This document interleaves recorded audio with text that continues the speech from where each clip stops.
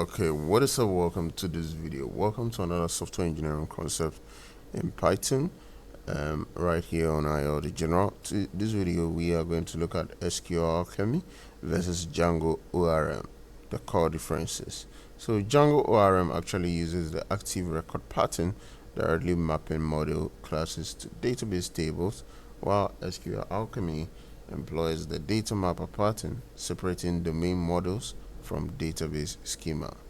This fundamental difference means Django offers simpler, more tightly coupled models for rapid development, whereas SQLAlchemy provides greater flexibility for finer SQL control at the cost of more configuration.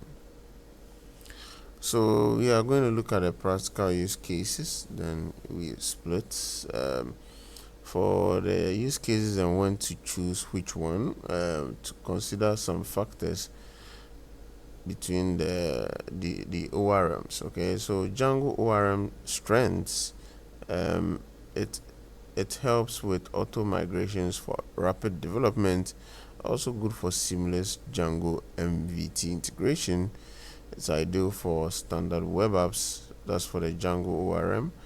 Also simple models with built-in admin, that's what it's good for, which is the Django ORM.